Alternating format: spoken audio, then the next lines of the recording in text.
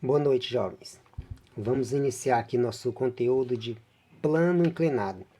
Mas para esse conteúdo eu fiz uma divisão em duas partes. Primeiro a gente vai ver plano inclinado sem atrito e depois incluindo o atrito, porque fica melhor didaticamente e também fica melhor de absorver e aprender o conteúdo. Apesar de que não existe nada sem atrito e forças de resistência, mas dessa maneira fica mais simples de entender o conteúdo.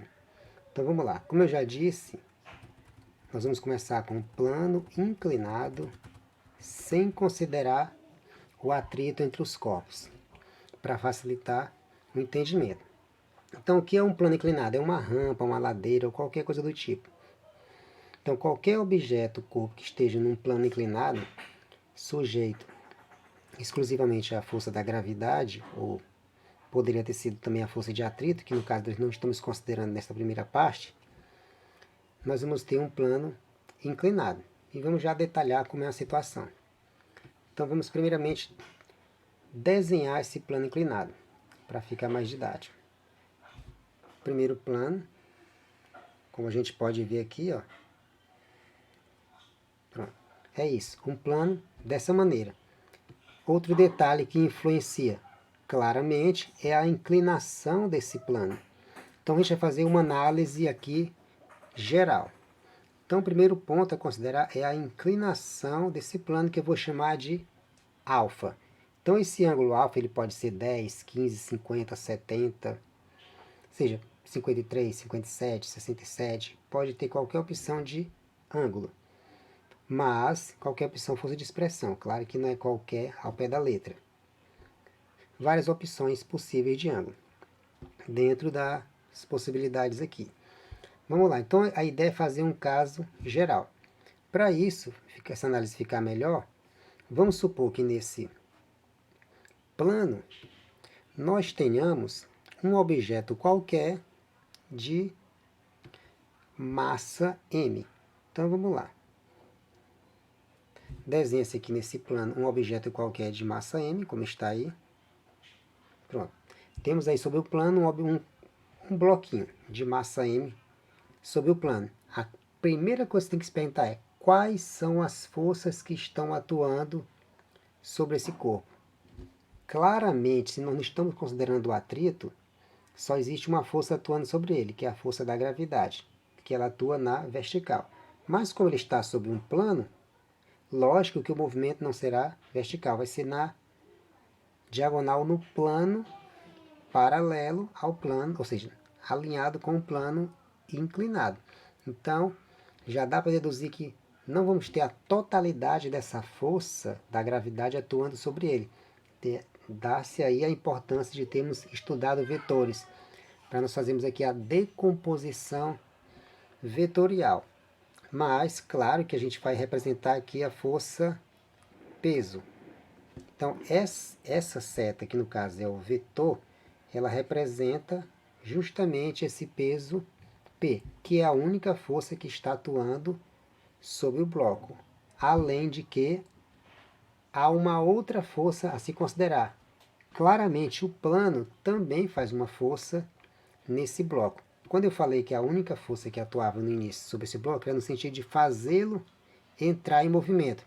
Mas claro que tem uma força que, digamos, dá sustentação a ele, porque se não tivesse o plano inclinado, ele cairia na vertical.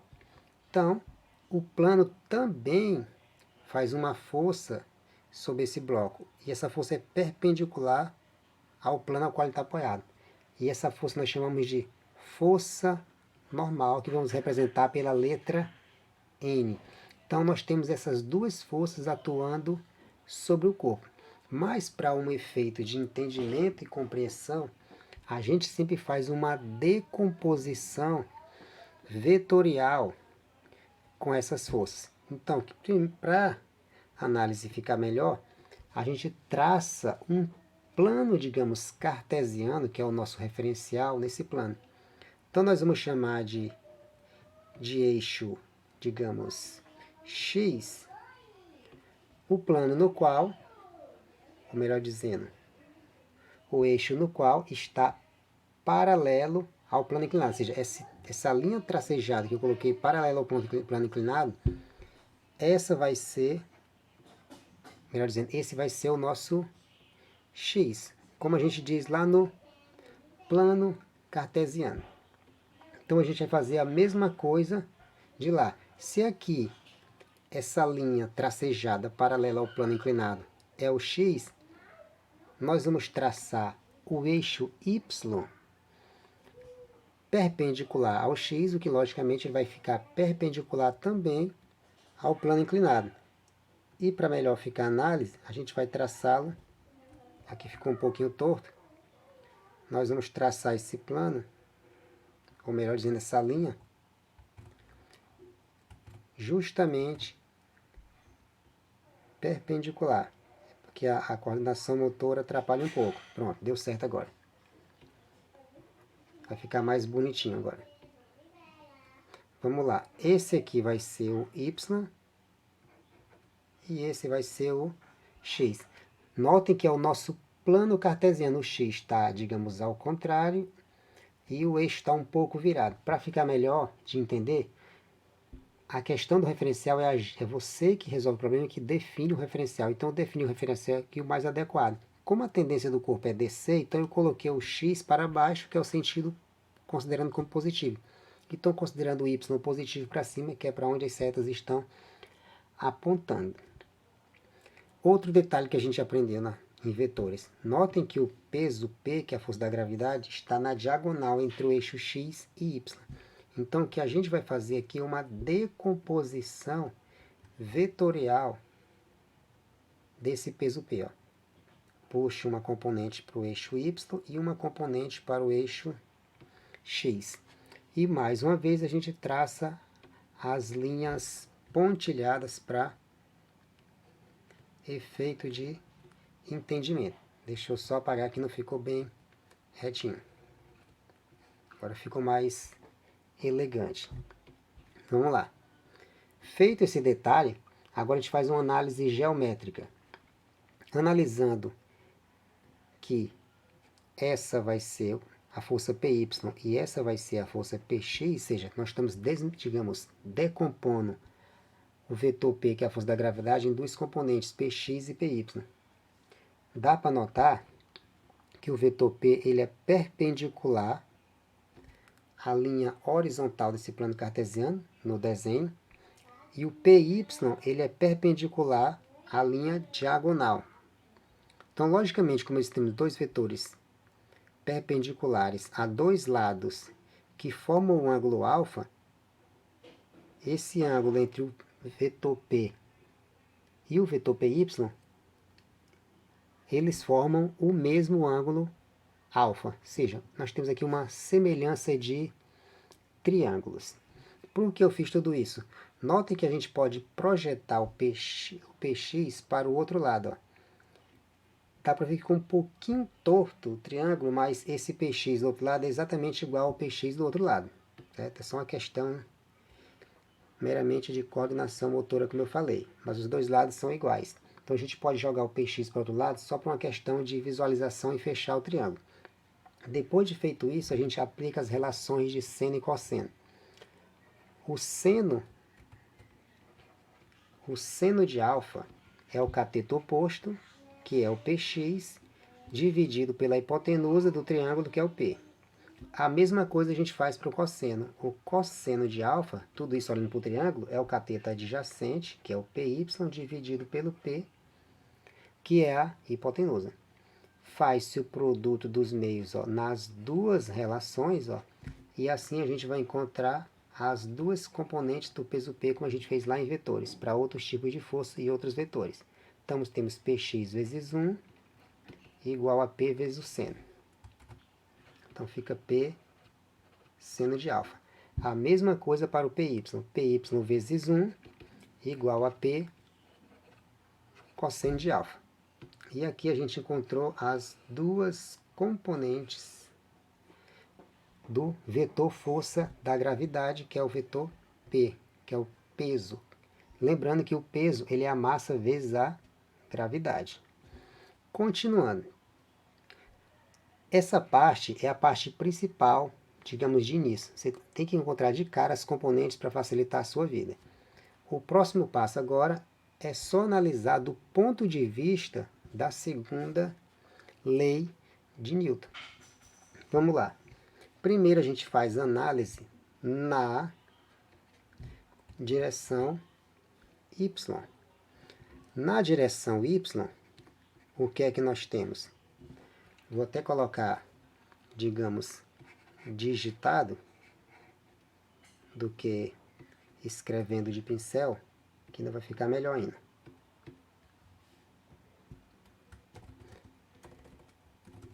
Na direção y, pronto. Na direção y, o que é que a gente vai ter?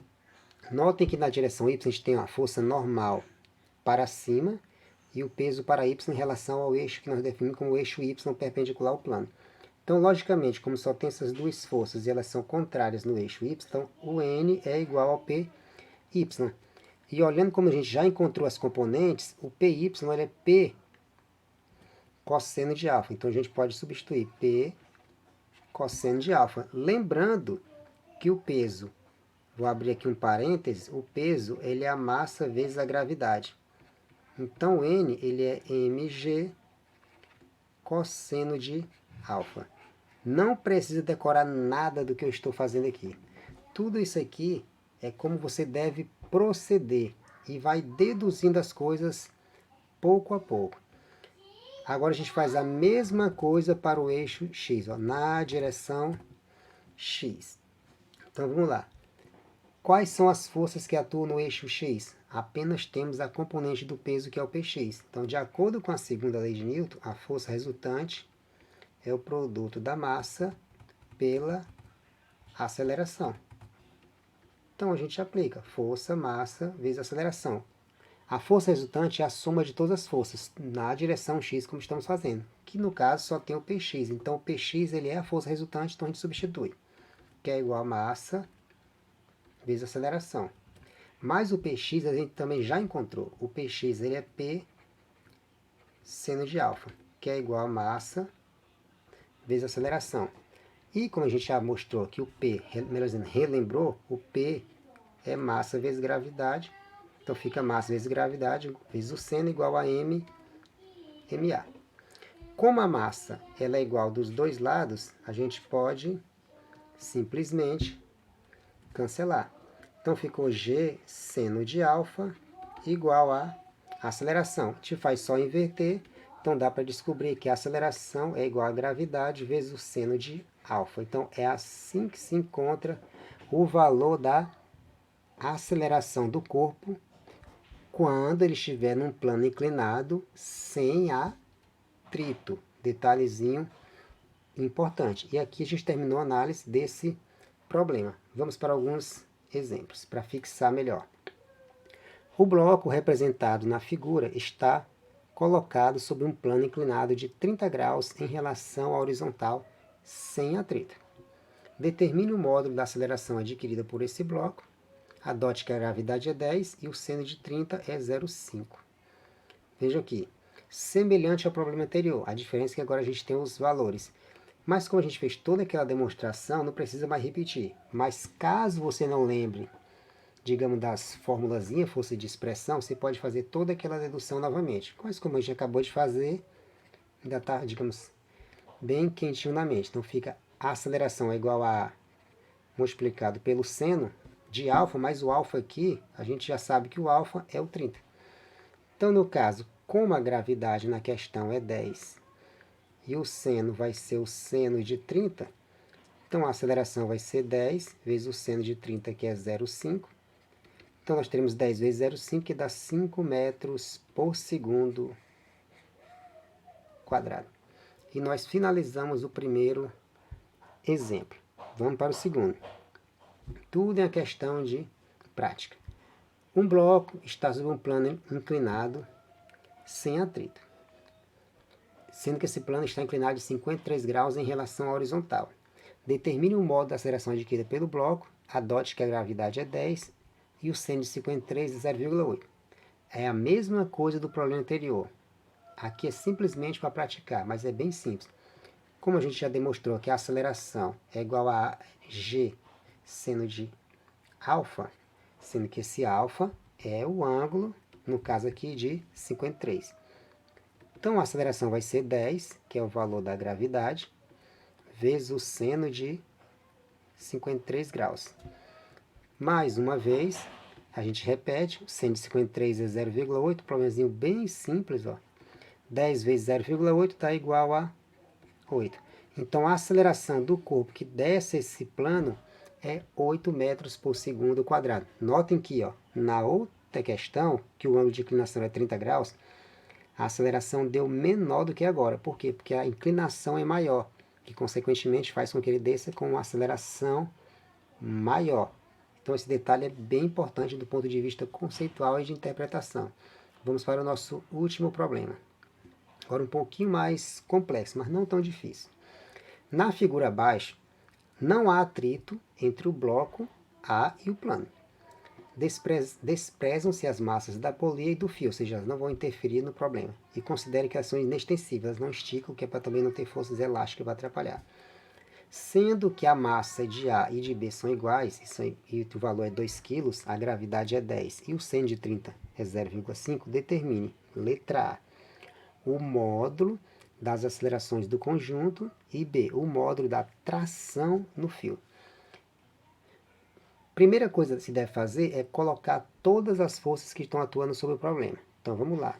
Sobre B, nós temos uma força para baixo e tem uma força para cima, que é a corda que faz. Sobre o A também tem uma força que a corda exerce, mas temos a força da gravidade para baixo.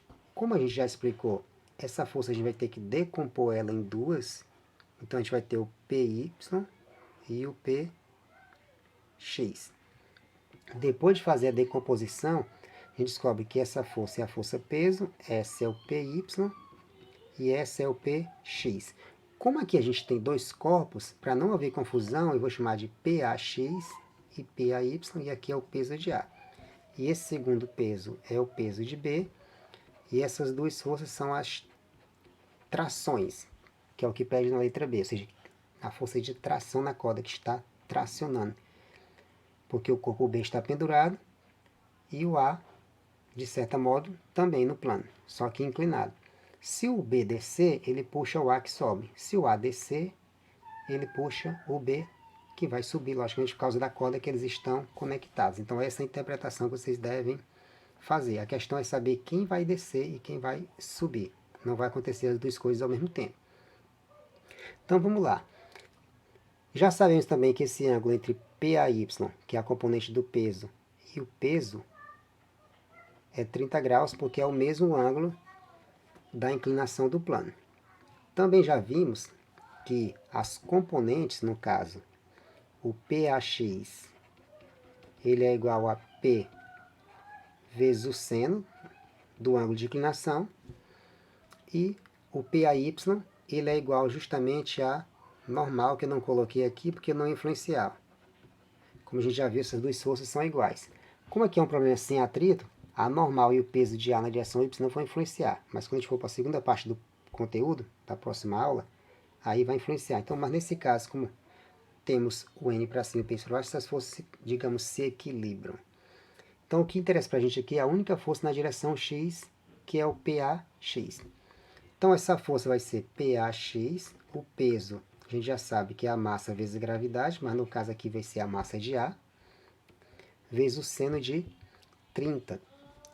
Que na questão já dá que o seno de 30 é 0,5. Substituindo os valores, a massa de A é 2, a gravidade é 10, multiplicado por 0,5. A gente pode cortar esse 0 com o 0 do 0,5, esse 1 ficou sozinho, a gente pode eliminar, e 2 vezes 5. Então a gente descobre que o peso de A na direção X do plano inclinado é 0,5. Dessa maneira. Mas eu preciso saber se essa força é suficiente para fazer o bloco A descer. Como é que eu sei isso? Calculando o peso de B. O peso de B vai ser a massa de B vezes a gravidade. Como o B está pendurado na vertical, então a gente não precisa decompor a força dele. A força peso. Então a massa de B é 2, a gravidade é 10, então o peso de B dá 20 newtons. Como o peso de B é maior do que o peso de A na direção X, porque o peso total de A não vai influenciar, porque o que importa é apenas a componente dele. Então, o que acontece é que o B vai descer, e ao descer ele faz o A subir, porque eles estão conectados pela corda. Então, qual é o raciocínio aqui? Vou colocar uma linha azul para simbolizar. Ó. Esse vai ser o sentido do movimento, que eu vou escrever aqui. Ó, sentido do movimento. Então, essa linha, digamos, torta aí, está representando o sentido do movimento. Ó, que o B vai descer e, consequentemente, puxa o A. Não é a forma mais adequada do ponto de vista físico de descrever um referencial, mas a nível de ensino médio é a maneira mais simples de se explicar isso. Então vamos lá. Como a gente já define o sentido do movimento, que no caso vai ser o nosso referencial, tudo que estiver nesse sentido vai ser positivo e tudo que estiver ao contrário é negativo. Então o peso de B vai ser positivo, que está no sentido do movimento. Essa primeira tração é negativa no sentido contrário, a segunda vai ser positiva, que está no sentido do movimento, e o PAX está no sentido contrário ao movimento, sentido descido, então ele é negativo. Pronto. Como na letra, essa foi toda a análise do problema para a gente poder resolver agora a letra A. O que é que pede na letra A? O módulo das acelerações do conjunto. Então basta a gente pegar a segunda lei de Newton, que diz que a força resultante é o produto da massa pela aceleração. Como a força resultante é a soma de todas as forças, e a única coisa que interessa para a gente é essa direção do movimento, basta a gente pegar todas essas forças. Então é o peso de B que é positivo, essa primeira tração negativa, mais a segunda tração positiva, menos o peso de A na direção X. Ó, veja? Notem que a gente tem 4 forças atuando nesse sentido do movimento. Essa massa que multiplica a aceleração, no caso, vai ser a soma das duas massas. Por quê? Porque nesse problema a gente tem 2 corpos. E como é que ele fala? A aceleração do conjunto, então é dos dois ao mesmo tempo. Como eu tenho duas trações iguais, por que elas são iguais? Porque é a mesma corda, os fios não interferem, são inextensíveis, então, de acordo com a terceira lei de Newton, ação e reação, elas se cancelam. Aqui nesse limite a gente pode considerar que é ação e reação. Também não é perfeitamente assim, mas do modo que está feita a questão, está precisamente correto. Continuando, como o peso de B a gente já calculou que é 20 e o peso de A na direção X também calculamos que é 10, é só substituir. A massa de A é 2, a de B também é 2, que são iguais. Tudo isso multiplicado pelo A, que é a aceleração. 20 menos 10 é 10, 2 mais 2 é 4, vezes A. Agora a gente pode inverter, 4A igual a 10.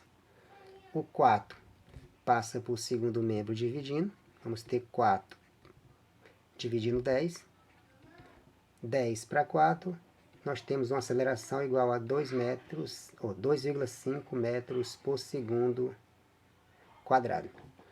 Está resolvido o primeiro problema. Agora vamos para o segundo. O módulo da tração nos fios. Vejam lá. Como a tração é a mesma, porque o fio é o mesmo, então eu posso pegar tanto o corpo A como o corpo B.